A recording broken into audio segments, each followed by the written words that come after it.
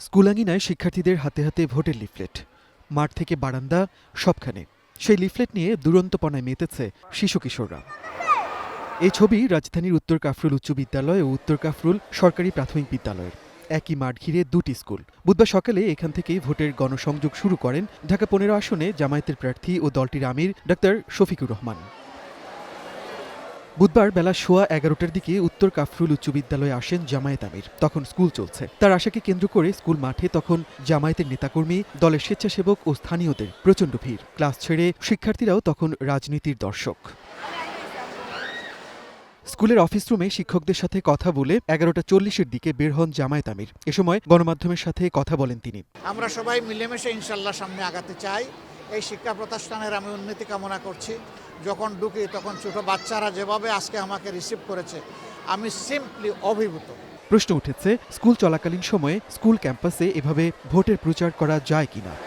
ত্রয়োদশ জাতীয় সংসদ নির্বাচনের প্রার্থীদের জন্য ঢাকা রিটার্নিং অফিসার কার্যালয়ের এক নির্দেশনায় বলা হয়েছে, রিটার্নিং অফিসারের অনুমতি ছাড়া কোনো শিক্ষা প্রতিষ্ঠানকে ভোটের প্রচারের ভেন্যু হিসাবে ব্যবহার করা যাবে না। এমনকি রিটার্নিং অফিসারের অনুমতি ছাড়া কোনো প্রতিষ্ঠান প্রধানও স্থানীয়ভাবে কোনো প্রার্থীকে স্কুল ব্যবহারের অনুমতি দিতে পারবেন না। বিষয়টি নিয়ে আমরা কথা বলি স্কুল দুটির প্রধান শিক্ষকের সাথে। তারা জানান, জামায়াত আমিরের এই কর্মসূচির ব্যাপারে তাদের শুধু মৌখিকভাবে জানানো হয়, লিখিত কোনো অনুমতি জামায়াতও নেয়নি, কিংবা স্কুল প্রধান হিসেবে রিটার্নিং কর্মকর্তার কাছ থেকেও তারা কোনো অনুমতি নেননি। পারমিশন তো আমি বলতে পারবো না, হেডমাস্টারটা বলতে পারবো। ইনফর্ম করে আসছিল কিনা আসতে পারেন,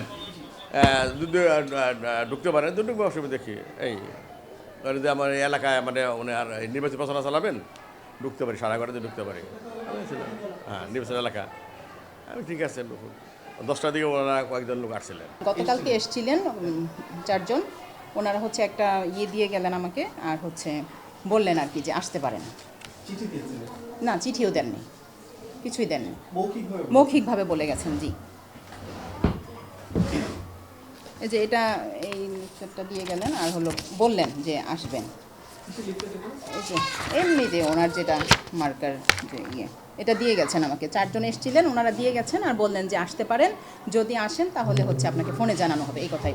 স্কুল চলাকালীন সময়ে ভোটের প্রচার করে আচরণবিধি লঙ্ঘন করেছেন কিনা জামায়াত আমিরকে এই প্রশ্ন করা হলে তিনি জানান, কোথাও আইনের কোনো ব্যত্যয় হয়নি। না, আমার জানা মতো হয়নি। হ্যাঁ, কোনো অসুবিধা হয় না। আমরা কাউকে কিছু বলিও নাই, কাউকে হিটও করি নাই।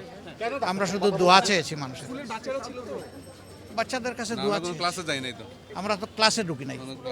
আমরা ক্লাসে ঢুকি নাই, শিক্ষকদের সাথে কথা বলেছি। ওরা দৌড়াই আসলে কি করব? আমি কি দৌড় তাড়াইয়ে দেবো?